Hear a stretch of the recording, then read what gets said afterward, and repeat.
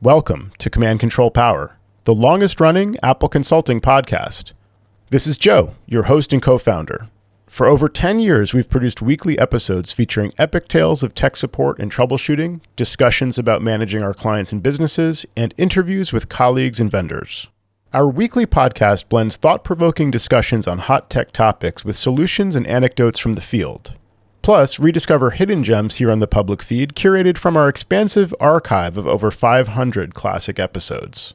For our pro listeners, we offer Patreon-exclusive shows. This private podcast feed is tailor-made for IT professionals looking for advice and guidance on the more challenging aspects of running your practice, working with your clients and employees, and managing your fleets of devices. For a modest monthly contribution, you'll unlock a world of deeper Apple expertise, meaningful connections, and a shared passion for Apple technology.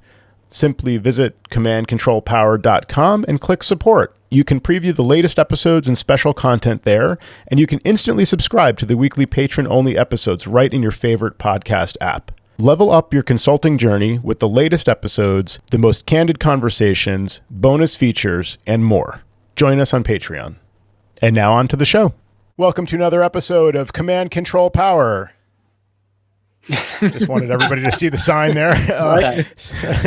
Hey, so you guys who sent it? Jerry, you sent that really funny Casey Kasem meltdown. That was, so I did not know the reference because Sam, were you quoting Lebowski or where's the? No, I was quoting Casey Kasem when he's the ponderous man.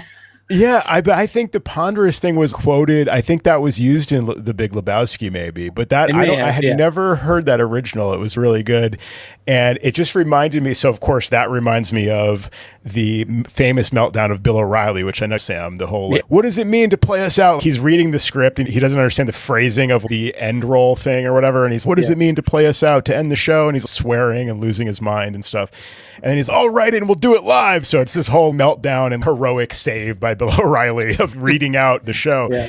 But I was wondering if you guys have ever had that happen with a client, because I'm listening to Casey Kasem say, "Who told me to read this? Why?" And he's freaking out. And there's times where I'm pretty sure I'm muted, where I need to blow off some steam off the call, but the call is still going on. So this is one reason I to not do video with a client, and also why you have to have a very reliable mute button. So have you guys ever had a moment where you thought, or maybe where you found out that you were letting loose and a client might have overheard some of that? I've had scares where I've actually hung up with a client and then I've said some expletives as soon as the call ended. And then I look at my phone for a moment. I'm, oh my God, right. I don't think I hung up. And it was disconnected. You know, where I've said some pretty harsh stuff as soon as the call ended. I have a particular paranoia about screen sharing my screen because I never know. Because sometimes I'll even forget that so I had actually another tech working with me doing something, and I had to share my screen so he could see inside the network. And then when he was done, I was so pissed because he didn't do a good job and he still left me hanging. So I started texting people. I was like, man, this guy sucks. I was texting him, and the screen sharing was still active. So that was pretty bad. I'll never know to this day if he saw it. He never said anything, but yeah, that's rough. And I know you had this problem, Jerry. I don't know if this affected you, Sam, or if it affected other apps, but the mute issue when iOS 17 first came out. And it definitely happened with Ring Central. I don't know if it was all VoIP apps or phone service apps or whatever, but you'd mute and then you'd unmute and then it would remute. So I'd be, because I use that all day long. I'm muting constantly, clear my throat, or again, say goodbye to Ashley or whatever it is. And so I'm muting and unmuting constantly, and clients don't know that's happening. They're just, and it's great. Works really well until this issue where you'd mute and then you'd unmute and then it would remute. And I was thinking the opposite would be way worse if you're just in the middle of venting or something and it unmutes itself. But the fact that that can happen, a bug that can make it to production, really concerns me about how reliable is mute, because that's mission critical for me. So yeah, I want a physical mute.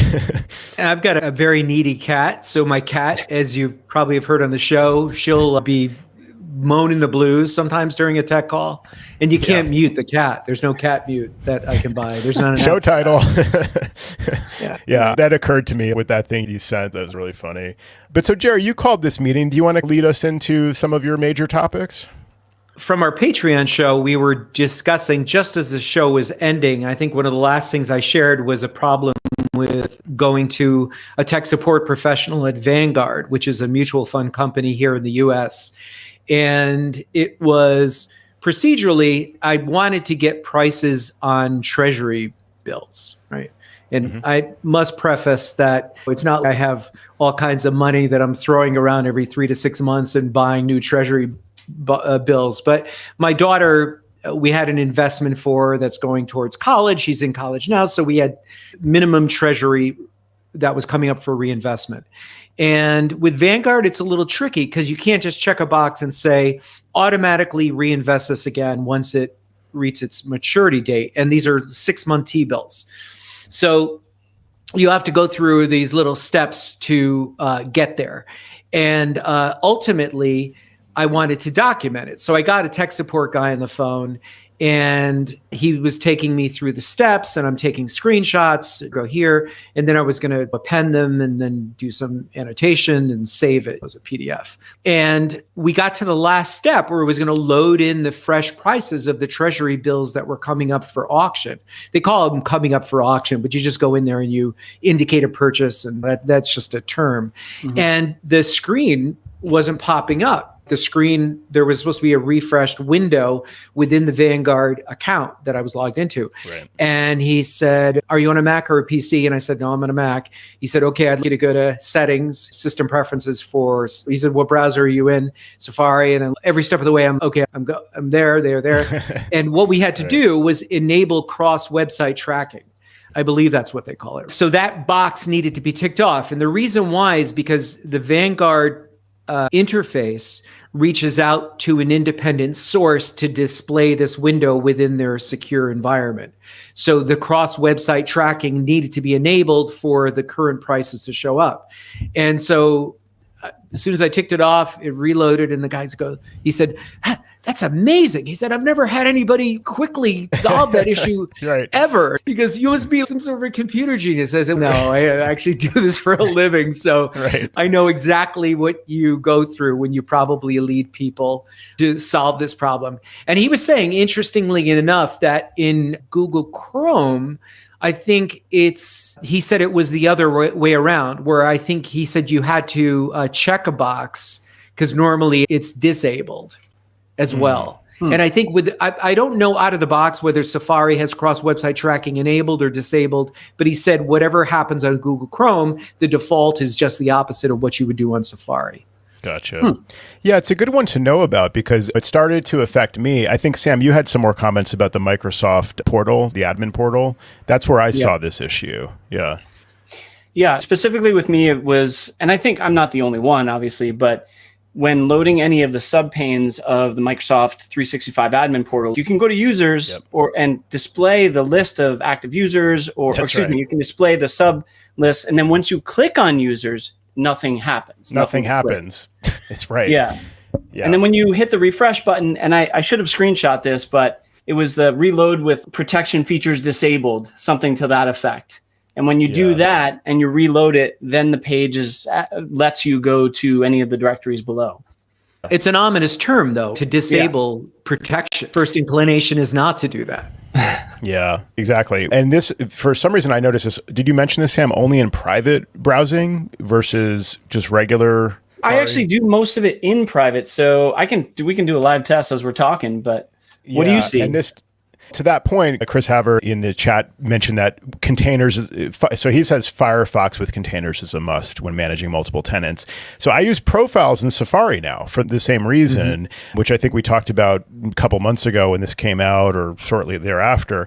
And I've been starting to set those up for some of the larger clients that I manage, and then also for myself, because I was finding, I'm going into private browsing for my own management of Google admin, for example, Microsoft admin for multiple different clients, and then having to re-authenticate with two-factor or multi-factor every time I unlock the private window later when I remember what the heck I was in the middle of doing, and then had to go finish managing the user or whatever.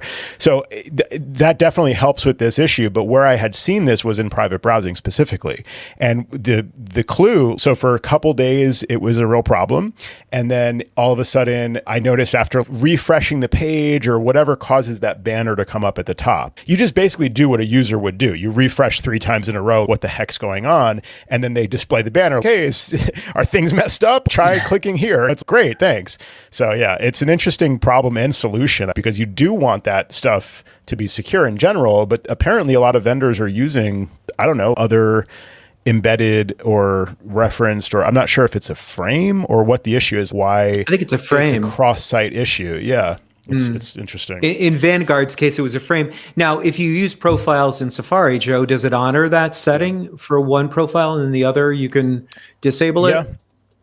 No, okay. So you don't even bother with that. Yeah, so I just set up a different profile for each major client, and then for my own internal stuff, here's another example, Squarespace. I have for managing our site, for my business website, and then personal stuff. So it used to be that I could easily, I forget, I guess I was just logging out, logging back in. So now I just don't have to do that. I can just have a profile for personal and a profile for work. And I can have 2 different accounts logged in. It's almost like having 2 different instances of that browser is essentially how to think about profiles. Yeah. So I'm just logged in. Yeah. Yeah, I think that's what Chris mentioned about Firefox. And I was using Arc browser for that when Arc came out. And that was actually suggested by Tidbits Content Network when they mentioned Arc browser. And so I started using that for a few of my clients. I remember how excited I was about profiles, and I was talking about it on the show, and Jerry was like, dude, you can already do that in other browsers. I was, all right, I was excited about it. But Chrome, I think that's the key point is profiles. Yeah.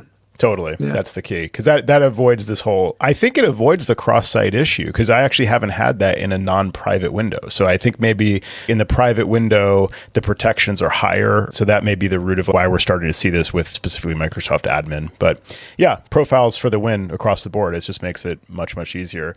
That takes care of the minutes for the previous meeting, I think, Joe. Yeah, exactly. We also have the minutes to follow up on from many previous meetings. These are the minutes that are in all caps, and it's mostly me and Sam. It's the 1Password follow-up, I guess we'll call it. So we have a love-hate relationship with 1Password around here. I recommend it to my clients if they need more than what iCloud Keychain gives them, which is anybody in business who needs to share passwords among their team members or outside the company or in a family across multiple users, although now we have keychain sharing, I forget what it's called, with family sharing. So 1Password fills the gaps there. It's definitely a more enterprise level or business friendly solution, but I've been complaining about it because apparently, as Jerry says, I've been using it wrong in that I use the features that are in the app. So I open the app and I use the features that are there, and apparently I shouldn't use those features according to Jerry because they're not meant to be used in business the way I use them. I should use, what is it, Hoodoo instead for documentation. You could use Hoodoo to have your unique portals for your clients, sure.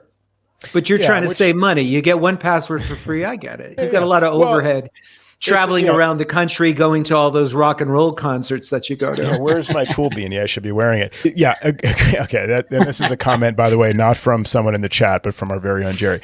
So the reason I'm running into issues with 1Password is because I'm using secure notes, and I'm using that to just store unstructured information about my clients. It might be a door entry code. It might be a information about how their systems are set up or whatever. It's just basic informational stuff that's not super secure necessarily, but it's proprietary to the client. And then certainly some secure data, individual usernames and passwords for different services. That's all stored in a secure node in 1Password. And it used to be that I could use Command F. I don't know if you guys have ever searched for something on the Mac, but Command F will bring up a field. Wait a minute, let me write this down. Yeah, hold on. Yeah, what is it? Which key is the which key is the command key? Yeah, so command's going to be next to the space bar. And then what? Command S? I think you're hitting control, but yeah, it's the other command key. All right. And then F as in find. So just think of I'm trying to find something, Command F for find. Okay. That's a good tip, Joe. I know. This is why Sam, people don't forget to put that in notes. That's why it's fine. Show notes. So I'll use Command F to find things, and 1Password just started crapping out with Command F. It just won't find it. Yeah, but you can find the note that contains the thing you're looking for, but then you can't find the thing in the note. So I know I'm using it wrong. I have too many notes. It's just a page or two of notes. It's just too much. I'm not supposed to do that. So now 1Password, thanks to Adam Rice in Slack, brought this to my attention that search is now able to use the text in secure notes to display matches in the drop-down results under the search bar. Nice. So That's an amazing multiple year regression, restoration, bug fix, regression, and now new feature announcement that you can use search. So I'm psyched about that. I can't wait to use it. I'm very excited. Sleep well, my friend. Sleep well. Did you also hear that 1Password just made an update to their billing methods? This just came out today, actually. I saw that. Where it was a waiting to be confirmed accounts apparently can still use the functions of the app. So it seems people were skating around a billing procedure by using these accounts that they didn't actually confirm. They had access to vaults and saved passwords, and 1Password just put a lockdown on that with the kibosh, as they say. Yeah, this is one of those that you're going to get 10 copies of this email. Does this affect me? What does this mean? Do I have to do anything? It's a lot. There's going to be a lot of those.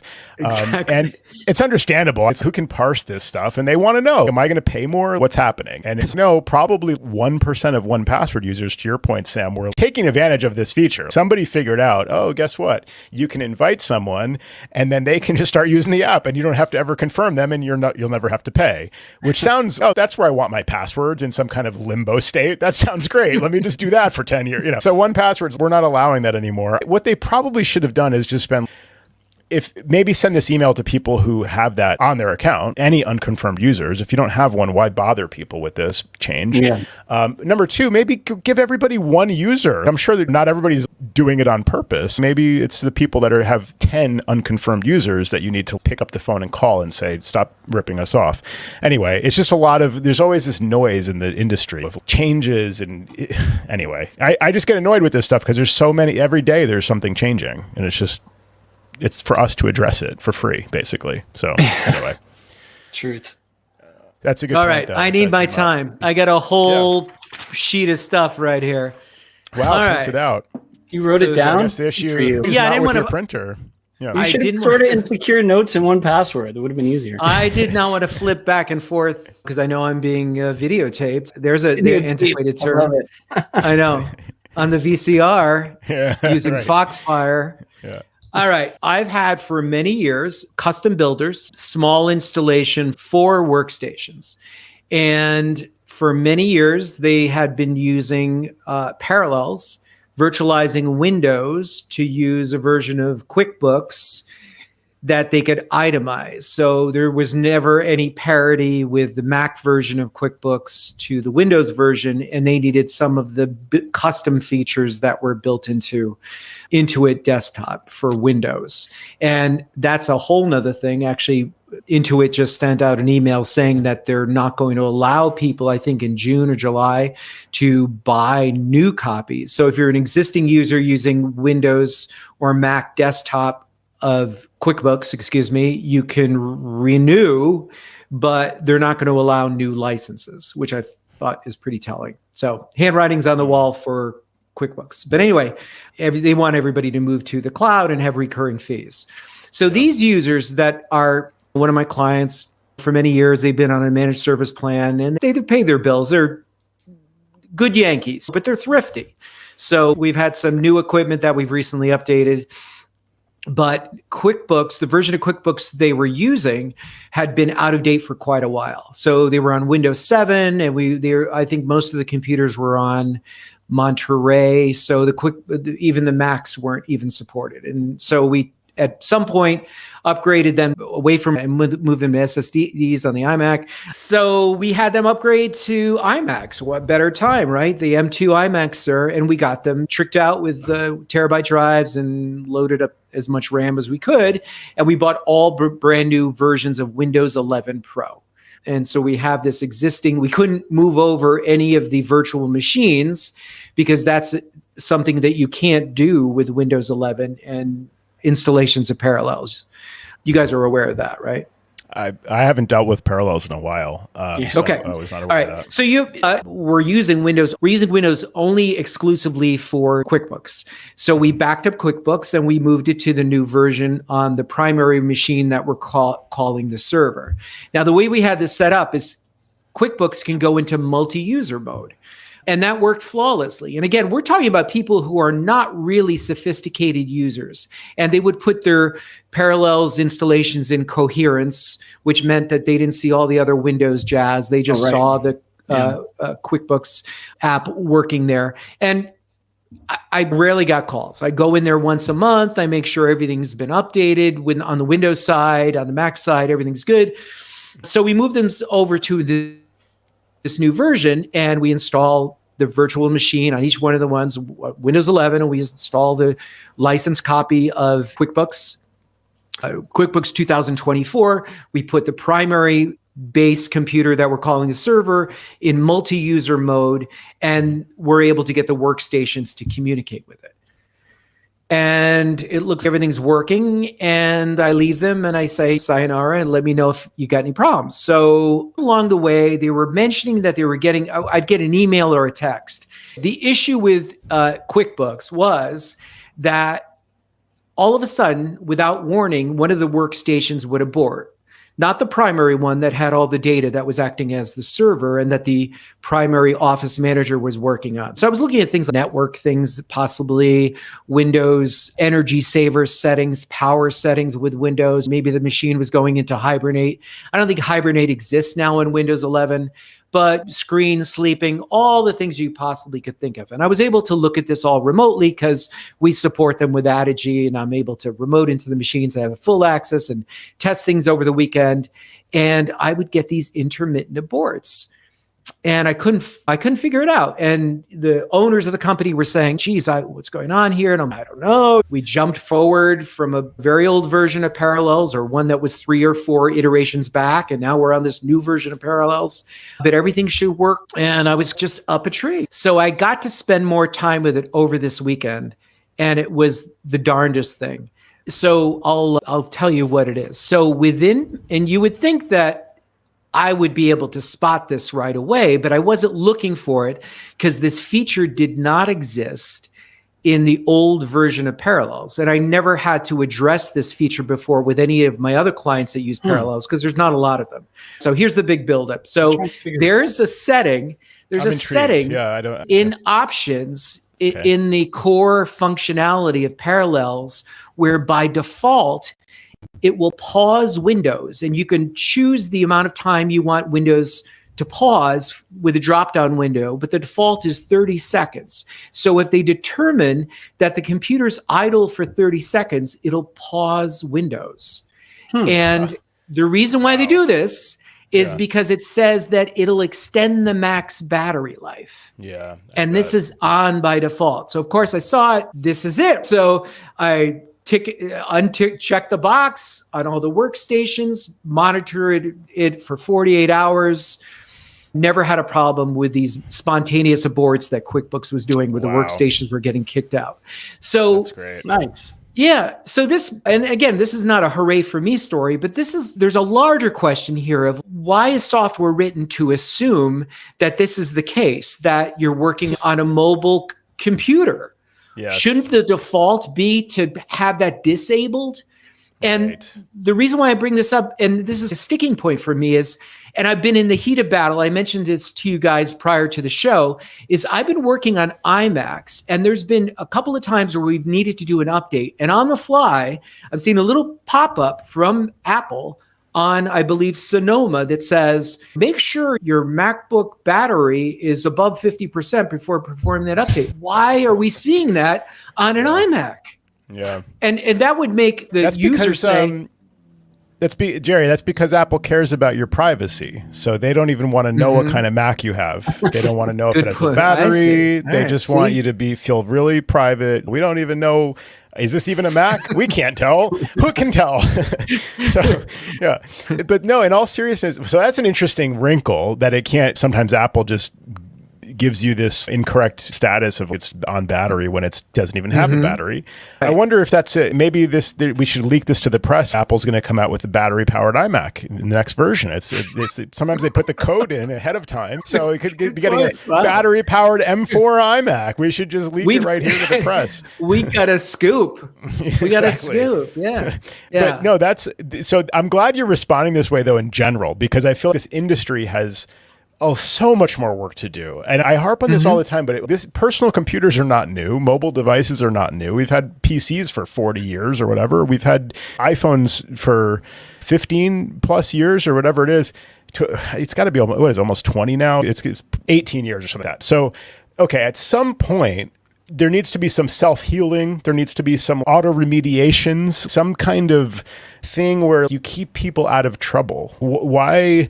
So this is a Parallels thing. If they're trying to do the right thing by Apple, in the Mac OS, I understand that the Mac OS does a really good job of understanding what's a user engagement and a high priority task or whatever versus what's a thing that runs when the system is idle or versus a task that doesn't run unless the user is active. There's a lot of fancy stuff going on to basically optimize the power usage, not only for battery containing Macs, maybe also for not drawing more power from the grid in places where you're burning coal to generate electricity. Fine. That's great. This is all good ideas. Preserve performance for high importance things, whatever. Fine. But Parallels should be able to say, I don't know, you have Windows file sharing enabled. You have, QuickBooks. Yeah, you have QuickBooks enabled. Just look for the 5 most common things that would have an issue with this feature and just detect that and program that in. Or not make an assumption and have it on by default. Why compromise my installation? And again, I was never looking for that because it didn't exist in the version of Parallels that we got before. And I'm assuming that product is consistent, which it is, and it doesn't change. So why would I be looking for some special built-in feature that's going to extend my battery life on an iMac? Why would I even be looking for that? I didn't spend lots and lots of time, and I didn't have a lot of egg on my face with the client. I just told them I would work on this and we're going to resolve it. I'm thinking maybe we're not going to resolve it. But then that setting, they need to keep a live connection to the Mac or the Parallels installation that's acting as a server, because they're doing invoicing and then they're walking away, they're getting a phone call, and they're just getting booted off the network every time this would engage. And it just angered me. Yeah, I could see why. Again, it's why don't be clever. This is what I'm always telling software developers. Don't be too clever. If you're going to be that clever, you have to really nail it. It has to be really clever. It can't just be, this is a clever thing to do in theory that we can write up as a feature item on a bullet point on a feature list. It needs to actually think through all the possible failure modes and accommodate that. And don't bother creating the feature if you're not going to do all that extra work. Would you guys care or be annoyed if a product like that instead had a little guide that started that was, check out this new feature that does this, or would you just bypass that and be, screw this, I don't want to do that? We'd hit the skip button. Yeah. Okay, so I'm just making sure we're all on the same page. Yeah, totally. Yeah. Or can it detect? I don't know. I'm probably asking for too much. If you want to be really clever, show me the tool tips or whatever when you detect that something happened. Parallels is, hey, Windows keeps QuickBooks keeps quitting. Let me try to figure out what's going on here and tell the user, hey, do you want to try disabling that setting? We keep losing access to that machine, and it's Parallels across the board. You might be using this feature over there. This is, again, software development is hard, but I wish they would do more. Put us out of business, please. There'll be other things for us to do. It's fine. Squashing these bugs is not our favorite way to earn a living, is it? So one more Parallels share, and it's actually Joe Saponare for the win on this one. Different client. Built into Parallels is an extra add-on feature called Parallels Tools. And it's a little thing, a little icon at the top, and it allows you, it gives Parallels a little bit more extensibility. But Jerry, just sorry to interrupt, but it has nothing to do with Parallels in a certain way also, right? It's features that are not even necessarily just related to Parallels. It's power user adjustments for weird stuff on your Mac, right? It affects what happens on your Mac, and I think it's called Parallels Toolbox. So I'm working with so normally we don't install that. That's an option. I'm working with a client that's on an Intel MacBook Pro, and she was running Ventura, and she runs Windows, a virtualized copy of Windows, and she's still running the last iteration of Windows, not the latest version of Windows 11. So inexplicably, even though she's on Adigy, the Mac updated overnight promiscuously. We're not sure if the user triggered it or not to Sonoma. And I didn't want that to happen because I wasn't exactly sure how Parallels would perform on an Intel Mac and this version of Windows. So it did it, right? So she's in a lather or a dither, and I remote in, and I'm able to get everything up and running. And it looks the virtual machine launched, which is hallelujah. We got the Windows desktop to show up. but she's not seeing anything on her Mac desktop. So I'm thinking, oh man, what is this? One of those bad upgrades. And I'm thinking, oh, maybe she had iCloud Drive turned on and then she turned it off. You know how that happens. And then it archives the stuff that's on the desktop, one of those deals. I didn't see any evidence of that. And so I'm just about to leave to drive to this client to do hands-on with it now, because I've been working with a remote that morning, set everything aside at appointments. The client's a big priority for me, represent a good piece of revenue throughout the year, my full attention. And so I reached out to you, Joe, I think, to ask you, I'm not sure exactly what I asked you, but I said something, have you ever seen anything like this before, or where there's a failed Mac installation and nothing appears on the desktop? I could see the items on the desktop if I said show hidden files. I did the keystroke to show hidden files on the Mac. So I could see that the files were there, but I had no access to the desktop folder. If I moved something there, it wouldn't even show up. So what the heck is this? So I'm talking to Joe. Joe, you were nice enough to take my call, and I'm just explaining the situation to Joe, Sam, and Joe goes, looking for a missed call from you, but no, you didn't call me. You were his next call, Sam. You were his very next call. This happened a couple of weeks ago. So Joe said, and I said, yeah, she's on Parallels. Joe says, wait a minute, Parallels? Missing items on the desktop? Yeah. And then you pick it up from here, Joe. And then I start searching our website for the show. I'm like, you talked about this, yeah, sure enough, it's this Parallels tools feature or toolbox or whatever it is. That I brought up on an old show. Nice. That's right. That I told you I remember exactly this visit, because I went to this client and it was just a matter of this going up to Parallels toolbox and unchecking the box that said hide items on desktop. And by unchecking it, all her items appeared. But I had shared this story on the show, and I couldn't charge the guy, even though I had spent almost an hour there. At that time. Yeah. Oh, so now you can, right? Now you eventually got paid for it, essentially. I didn't get paid I was able either time. So I'm just here to provide. But it reminds me of the time that I drove to that client's site and I'm looking at all the work in here. Who did this? And it was me. I had been to this residential client before. I'm thinking I'm not going to say it. Reminds me of a political figure that has recently come up in the press, is what I'm going to say, what I was alluding to. Gotcha. Yeah. So those are my parallel stories. Nice. Good ones. And this is the first time hearing of them, of course. So it's good to hear how you resolved it for me. But this is why it pays. To listen to our show. It pays to listen to the show, and it pays to have really good show notes, which are always lovely show notes done by Sam. You can cross-reference these things at any time. Some credit for Sam. It's good to hear. Some love for Sam. Right. Can you make a banner for him, Joe, and put it on the screen? Love for Sam or something? I can't do that. You can do it. I want to go to the next topic. Which is actually more parallels. I have a parallels question for you guys. So I haven't. I'm the last guy you want to ask. I don't know if I'm asking the right more about here. parallels than it is at this point. Yeah, exactly. Okay. Clients sometimes ask you, can I run a Windows partition? And the reason was, in this case, they want to run AutoCAD. And I had to Google again. AutoCAD runs on Mac, right? So yeah, there's a version of AutoCAD for Mac. And so I asked the client, could you run the AutoCAD for Mac? And there was some reason, there's love for Mr. Apple, nice. There was some reason that they couldn't. They need the version for Windows, and I forget exactly what it was, but there's a feature that's in there that's not in the Mac version. Yeah, so AutoCAD for Mac is AutoCAD Lite. Exactly. I remember looking at that because it didn't even, I don't think it even came to Mac. Their solution used to be run Parallels, and before that it was Soft Windows or something. That was their Mac solution for a while, I'm pretty sure, if I'm remembering the right company. But yeah, so they do support the Macs, but the real heavy users that do look for specific features and need to run the Windows version. But this person has an M2, I think it's an M2, it might be an M1 Mac, and wants to run AutoCAD for Windows presumably in Parallels. So is that a viable solution? I forget where we landed in the era of Apple Silicon.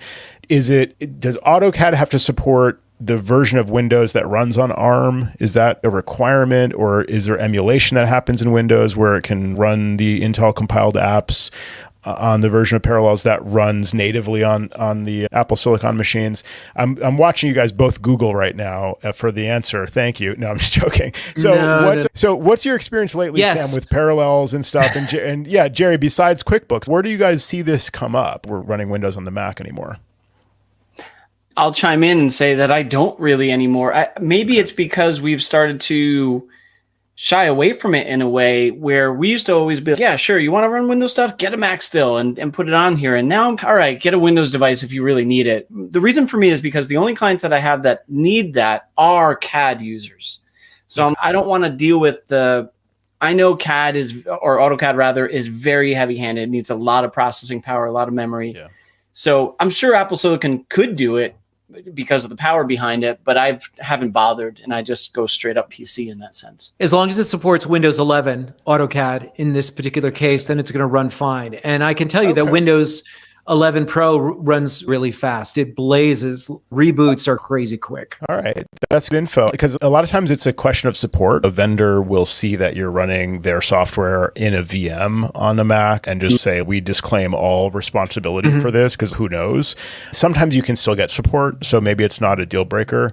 So yeah, that's interesting. That's really good info. I'll basically just recommend Parallels, Windows 11, and AutoCAD and hope for the best. I might also reevaluate the machine and say no guarantees on the level of performance. But to your point, Sam, I still think Apple Silicon, even what is it, emulating or virtualizing Intel for Intel code, the Rosetta 2 translation layer is extremely efficient because of that power of the Apple Silicon, how far they leapt ahead Intel. Yeah. So I have to imagine it would work fine, probably.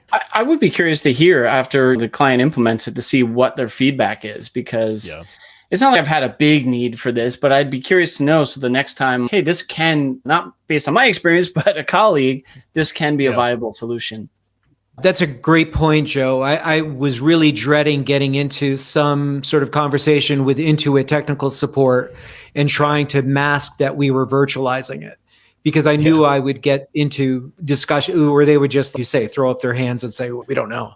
But it functions.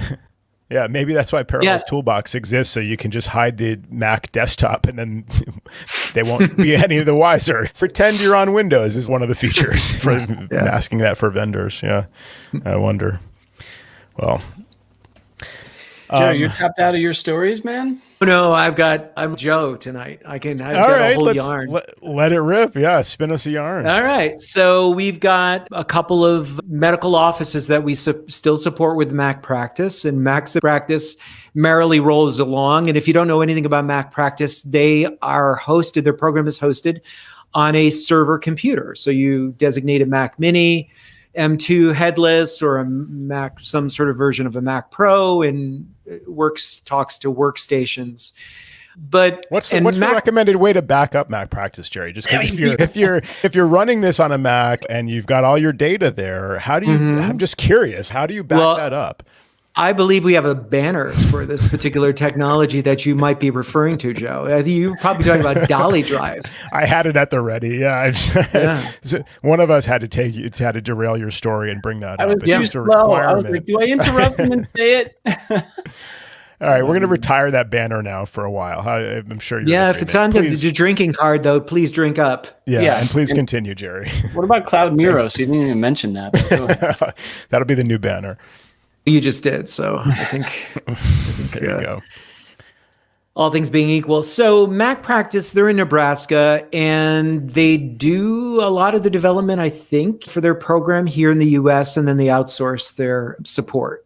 I didn't know this at the time. I've spoken to their support. Their support opens at 8 a.m. on Central Time, and usually I speak with somebody who sounds they're US based, but they're woefully behind in trying to keep up with Apple's security updates. And just the slightest thing, if you look at the program sideways, it breaks. And inevitably you have to have a tech log into the server, do command line voodoo, sometimes, reinstall, sometimes download a special iteration of the server software to get it to work. So I got contacted by my client, and I've done this before. We were requested to remotely back up and update the Mac Practice server because they were getting messages that they needed to update to the latest version. So Saturday morning, made sure that all the workstations were logged out, and I remoted into the office. And I noticed that they're running Ventura. I knew they were running Ventura, but they were on 13.6.1, maybe. They needed to move to 13.6.4, which came out on January 22nd, right? So a couple of weeks ago at the time of this recording, if not longer, right? Mm-hmm. So a while ago, right? 13.6.4. Yeah. So I take a backup of the Mac Practice server. That takes a little while. I upgrade the Mac and I download the updated version of the server software and I try to log in, and I'm getting a message that says the network connection was lost, which is really weird because it logs into localhost. So it's being self-hosted on the server for the primary machine that I'm working on, and all the other machines connect to it with a static IP address on the LAN. Mm-hmm. So I go to one of the other workstations and update that to the latest version of Mac Practice, and I just try to log in with the workstation, and I get the same message. So now it's Saturday. They start their business at 7 a.m. on Monday morning, and they have blocks and blocks of patients. Somebody at 8, somebody at 8:15, somebody at 8:20. They see dozens and dozens of people. They do physical therapy, among other things. So there's people marching in and out of there all day long. And I've gotten calls to provide support for them at 7 a.m. or even before 7 a.m. where one of the office staff is in there and they can't get Mac Practice to work. And sometimes I have to reboot the server and make sure the server software is running. And when this happens, the physicians and the medical practitioners are there on site and they can't see the schedule. And so all eyes fall on the office manager and they inevitably fall on me. And this is a high priority client for me too. Sure. So what am I going to do? So I made the obligatory call into the Nebraska technical support. We open up 8 a.m. Central Time. Blah, blah, blah. And I don't know. So I immediately alert the key people in this office, including the office manager. And I said, do you have the cell phone of your sales rep? Maybe we could text him and maybe he could do us a solid and special dispensation. I don't hear back. She's not happy. I know. And so I actually talked to her while I was still working on things. And I'm trying everything. I'm trying to, instead of changing it to local host, changing it to the IP address of itself, I'm putting in the look back. Nothing's working. Wow. So the reason why this wasn't working is because they weren't compatible with the security update, but I didn't know that at the time. So they've released the software, but they're not compatible with the latest version of Ventura. But they're not compatible with Ventura as of now. That's kind of insane. 13.6.4. There's 13.6.4. Ventura, I agree. That's insane. Yeah. That's right. But it'll work with Ventura. It just didn't work with 13.6.4. It worked with 13.6.1. It's just that the latest, the nag screen that they got when every time they log into the server, one of the workstations says, you have a new update. You need to update, download this update. Of course. Yeah. Not for Mac, but for Mac Practice. Right. So you know me, right? I'm a dog with a bone sometimes, and I don't let things go. And nobody's going to help me here. And I tried to look on Slack to see if anybody. I just put a message out there, a desperate cry for help. Sam last week said when he couldn't back up his Mac for 228 days or whatever it was. What was it, Sam? How many days? Yeah, it was about 228. Yeah. Memory. No, I edit these shows, so that's why I know the numbers. No answer on Slack, and I wouldn't expect to because everybody is dogging Mac Practice anyway. Who wants to work with it, especially when you're in these situations? So what do? I'm not going to let this go. So I start looking on LinkedIn, and I start looking for who works for Mac Practice, right? So I find a gentleman who's the technical support supervisor on LinkedIn for Mac Practice. Wow. He's my guy. He's the guy. He's the exact guy you need. Yeah. But I can't connect with him because I'm not going to pay for LinkedIn. I don't know what they ask, but whatever it is, I don't subscribe. I lurk in LinkedIn. I'm a LinkedIn lurker. You can't connect. You can't say, I want to connect with you and I need help right now. Not if they're... Sam might know about this because he's Mr. Apple, but no, you can't, Sam. Long story separate. I tried to contact someone who was the same thing. You had to pay for LinkedIn Plus to message them. Okay. Or unless you're connected already. Right. Or so I got the guy's name, and he's not John Smith. It's a little bit more specific than that. So I go to Facebook. And wow. And hiking pictures, I know. I find his Facebook profile. This is my fear when I don't respond to your text fast enough, Jerry. I'm looking out my window. He's going to find me. He will get his response. Ashley's going to be, Jerry just texted me. He wants to talk to you. Exactly. Jerry's on Facebook right now, a messenger. So I messaged him on Facebook and I said, hey, I'm an Apple certified consultant from Connecticut. And by the way, I just passed the test. No, I didn't say that. And I said, look, I upgraded and this is the error message I'm getting. And he was very nice. He was very polite and I was very polite. And I said, I know this is above and beyond, but if there's any way you could connect me with somebody, I would really appreciate it. And he said, I'll put the message out there. The best thing is to Monday morning at 7 a.m. So I didn't have much hope. And then the more I thought about it, the more I thought, because of HIPAA and that sort of thing, and here I am, and I'm saying who I am, but whoever is going to deal with me may be dealing with me outside of the office, and that may not fly. Yeah, it's total back channel thing to go through Facebook and say, help me, I'll get you connected remotely or something. It's like, who are you? What are you got to follow protocol. Yeah, it makes sense. I can appreciate that. Because we have some money that we have for you, $300,000, and all you need to do is email us and we can send that to you. But we need your bank account to do that. That's right. So not even a few hours later, 5 hours later, he texts me again through Facebook and he said, shoot me your number and we'll see what we could do. And this was on Saturday night, right? And we were just finishing up dinner. My wife and I went out to dinner. And so I sent him the number and I turned off silence all unknown calls on my iPhone for the weekend, right? I disabled that. And Sunday evening around 6:30 Eastern time, this call comes in and it's a guy from Mac Practice. It's a tech support guy who works for them. He was in the office. I don't know why he was in the office, but he was in the office. Why? I think I have an idea. And he hooked me up. So I got him connected with Splashtop because that's the product that they use. And he's, this is the version we have isn't compatible with 13.6.4, the latest version of Ventura. But we do have changed. Why is it not? I'm stuck on this. Security. Yeah. It was security patches. Yeah. He says, but we do have a workaround. And so what he had to do was he had to release to me a super secret squirrel version, Skunkworks version of Mac Practice, right, to get the thing running. And we didn't have to recover from a backup, but we had to go into the sparse bundle, get the super secret long sparse bundle password, plug that into the new version or the version that he released. So it was a number of steps, took about an hour, but it was definitely, you should have done this before that. It was there would be no freaking way that this version would work. During those times where, somebody's working with you and he's a professional and you to think of yourself as a professional and make a little bit of small talk. And I said, where are you exactly? Are you in Nebraska? And he said, no, I'm not in the United States. I'm in a country. I said, I'll give you a hint. It begins with E. Estonia?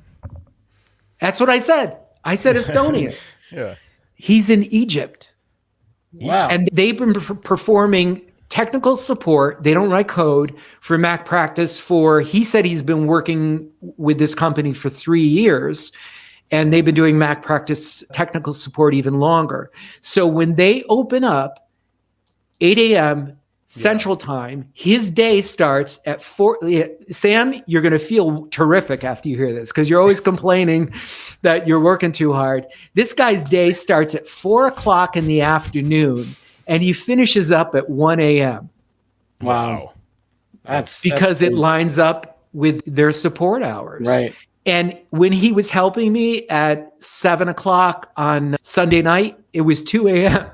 Man, I can't thank you enough. Wow. You're just like you so much. That's amazing. Right? That is amazing. Yeah. Yeah. An incredible He's probably story. Used to those hours, I would assume, too, though. I would think so. You know? Yeah. Wow. And so he got contacted by not the guy that I contacted through LinkedIn, but his technical support representative in the United States, who she was messaged by the guy that I reached out to. And so they did us a total solid by that. And so I'm still stuck. Stuck on this because yes, they did you a solid. You went to heroic efforts to track these people down, totally outside of their normal support. Yeah. and Jerry, for once, I want you to have a hooray for me story because you're always telling us it's not a hooray for me story. This is a hooray for me story. The medical practice was going to be dead in the water and you made sure that didn't happen. And so you did whatever it took. You found this guy, you tracked him down through multiple different angles. You sweet talked him in whatever way you had to do. You got the solution. They did you a solid and you went to a lot of effort, but none of this should have been necessary. Shouldn't a vendor who has Mac in their name support Mac OS? Forget Sonoma. Current version. I know it's not even Sonoma. It's Ventura. Oh, they're not stuck on. Yeah, they're not Sonoma compatible. Yep. I'm not shocked about that. Mac practice, and I knew that. Yeah. But even still, I don't even understand how they can, it's to this point, how they could not support Sonoma. It's been out for a while. Even I support Sonoma at this point. Come on. I'm not running it yet, but pretty soon. It's appalling to me. So this reminds me of Lightspeed 20 years ago when they were running on open base and it was, you've got to make sure the database starts before the app and there's a system preference thing to fix this and it was a lot of moving parts and it was a very kludgy feeling thing, and it was kludgy. But Mac Practice, they've been around for a long time. I know they're dealing with really important data and there's compliance things and whatever, but there's got to be some way. I don't know. I don't want to tell them how to run their company, but that's crazy. If you are only supporting the Mac and you're not supporting the latest Mac OS or even the latest update to the prior Mac OS. You got for multiple weeks. Yeah, I just think that's appalling because how can you run a medical practice that? We're going to talk more about this on a future show about private cloud versus public cloud, self-hosted versus, in the cloud, or Carrio mail server running on my Mac Mini back in the day in my office versus Microsoft 365. Philosophically, because in this situation, if you had hired a vendor Mac practice, but they're cloud-based and they're down, all you can do is beg them. You can say, please fix your stuff. My clients need you. But at least the clients know, yes, you recommended it, maybe, let's say, but it's not your fault. And there's nothing really you could do to flip the switch and turn it back on again. So the concept of let someone else handle the infrastructure, compatibility, security, all that stuff. I can just help the end user optimize their workflows. We can focus on squeezing the best optimization out of it. Let someone else handle the infrastructure. Now you're handling the infrastructure, but you're dependent on this company providing services. It's the worst of all scenarios. I don't know. Yeah. It's an and there's no study. Yeah, there's no technical support bulletin that you can subscribe to where you're just going to this lambs to the slaughter. Hey, update, but don't, or there should be a pop-up, but if you don't update your OS. Yeah. What the heck? Yeah. Yeah. Well, hurry. But I didn't punch the sky, Sam. I didn't do a Sam Valencia punch the sky. Little Judd Nelson Breakfast Club. Oh, that's good. Right. I don't mean to monopolize the show. No, this is great, Jerry. You called the meeting. You've got the talking stick. This is great. I do want to tease. So we have some Patreon episodes coming up. We discussed this is actually a topic we're planning to discuss. We talked about it in a previous Patreon show recently, and Jason Harrison, friend of the show, prior guest and future upcoming guest, hopefully very soon, gave us some feedback about this whole private cloud versus public cloud conversation that came up in one of those recent shows. And this is a great case study about that. So I think we'll talk more about that in a Patreon show, as well as I want to talk about, again, monitoring networks. And Jason also offered some feedback about that. You guys know about this. How do you pronounce it? Domots? Domots. Domotes. Okay, thank you. Domotes for network monitoring. Gabagool and Domotes. But that's a comprehensive network monitoring. Tell me everything on the network and what's going on and whatever. I'm also talking about monitoring for uptime, which, by the way, I've needed a few times recently on my own home network. So we'll talk about that on the Patreon show, about transitioning your sort of network management, network updates and maintenance plan for clients to more network monitoring as a service for your clients. So I think that's relevant here as well. And then, I think those are the main topics we'll be talking about on Patreon coming up. So I wanted to talk about that first. But Jerry, you're going to bring us out on a high note, just like you brought us in today. So go for it. Yeah. Funny client story. And again, I tell clients they can text me because generally I'm still doing pretty well with the text. And this is an elderly gentleman and he's on our managed service plan. So he messages me once in a while. Usually I have to tell him, don't worry about it. You're not scammed. We'll take care of it. And sometimes it ends up being more billable time. He texted me this morning and he said, I spotted a SanDisk, whatever that is, under my desktop. I guess it's yours. What should I do with it? Right? Okay. Under my desktop. What should I do? On his desk, maybe? Or that was the thing. Joe. So I said, hi, his name isn't John, but I said, hi, John, that's probably an external thumb drive that you might have plugged in, right? Because it shows up on the desktop as SanDisk, right? That's what I thought. Yeah. So I said, the SanDisk is not me, but it's nothing to be concerned about. It's a plugged in drive. Yeah. So he sent me back something. I forget what it was, something else that was cryptic. So I said, let me call him up. So he found a thumb drive that said SanDisk got it in his office, but he called it his desktop. Oh boy. But he said under his desktop. So I should have known. Yeah, under, but like here I am on the floor. Yeah. Most people would say on the floor, right? He's a little misleading. Yeah. Yeah, and so I'm talking to her for a while, and I couldn't really. I said, "Wait a minute, are you talking about something that's a physical item that you found that's called SanDisk?" He goes, "Yes, of course, on your desktop." Oh man, classic. Yeah. That is classic. I love the concept of, though, is that you? Because that's what everybody asks about everything. Always. There's a pop-up and they're, is that you? No, not every pop-up is me. It's not me.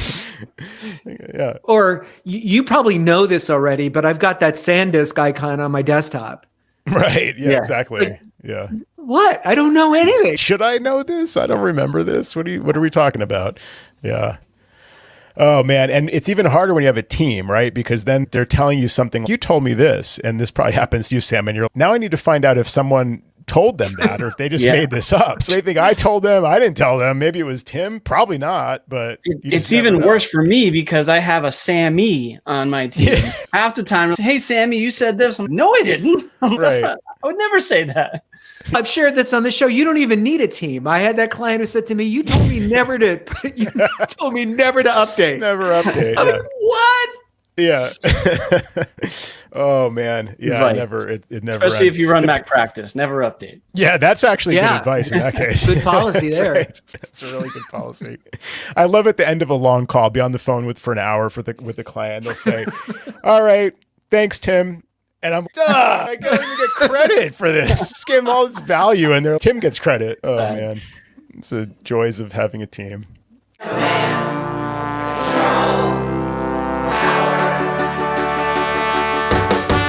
Jerry does his voices of customers of all kinds. Am I on the cloud? Joe spins his deeply detailed yarn.